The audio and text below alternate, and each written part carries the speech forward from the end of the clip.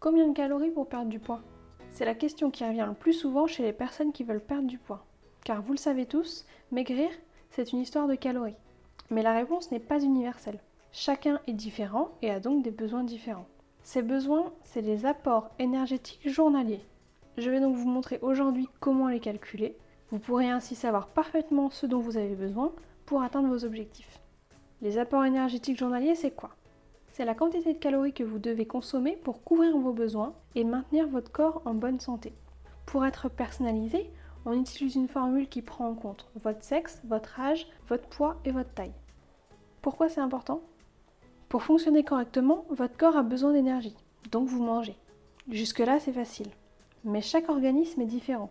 Et en fonction de vos objectifs, vous pouvez avoir besoin de contrôler ce que vous lui apportez. Il faut donc respecter une balance énergétique pour perdre du poids, prendre du poids ou maintenir son poids. Mais il n'est pas judicieux de se baser sur les normes de la population globale. Elles sont trop génériques et pas assez adaptées à votre propre métabolisme. Je vous conseille donc de réaliser le calcul suivant pour obtenir des résultats optimaux.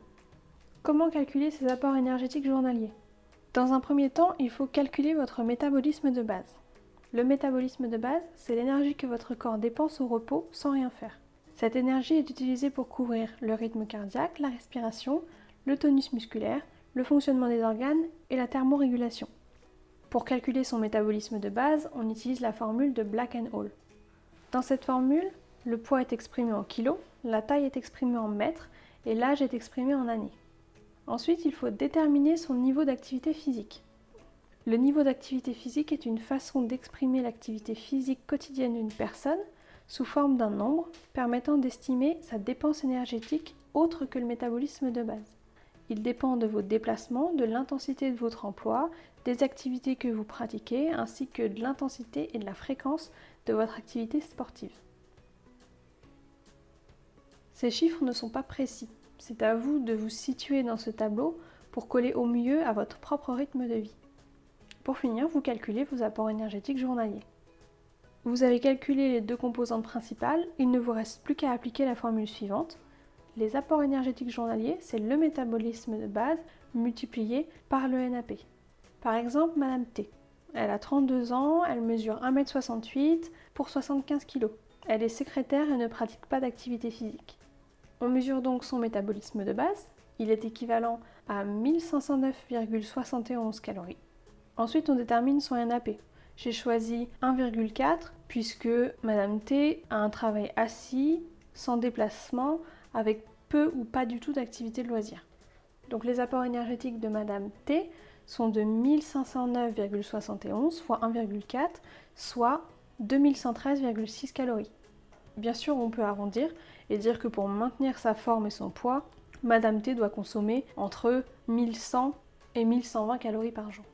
Et pour terminer, en fonction de vos objectifs, vous devez adapter cette valeur. Si vous voulez maintenir votre poids, vous devez consommer ces apports énergétiques nets. Si vous voulez perdre du poids, vous devez diminuer vos apports énergétiques journaliers de 30%. Et si vous voulez prendre du poids, vous devez augmenter vos apports énergétiques journaliers de 30%. Pour reprendre l'exemple de Madame T, si elle veut maintenir son poids, elle consomme 1113 calories par jour. Si elle veut perdre du poids, elle doit diminuer ses apports énergétiques de 30%, soit 1480 calories par jour. Et si elle veut prendre du poids, elle doit augmenter ses apports énergétiques journaliers de 30%, soit environ 2750 calories par jour. Comment utiliser ces apports énergétiques journaliers? La plupart du temps, lorsque les personnes veulent contrôler leurs apports énergétiques journaliers, c'est pour ensuite utiliser une application de comptage calorique et contrôler les calories et les nutriments qu'ils consomment. C'est une façon plutôt efficace pour perdre du poids, mais ce n'est pas indispensable. Si vous connaissez déjà les valeurs nutritionnelles des différentes catégories d'aliments, vous pouvez déterminer de façon approximative vos apports en calories et gérer votre alimentation ainsi. Mais pour les débutants qui ne connaissent pas du tout les valeurs nutritionnelles des aliments, il peut être intéressant, dans un premier temps, de peser ce que vous mangez pour vous rendre compte de vos apports. Vous pourrez ainsi les comparer aux apports énergétiques journaliers que vous avez calculés et ajuster votre alimentation si nécessaire. Il est donc important de connaître ces apports énergétiques journaliers pour essayer de s'en rapprocher le plus possible.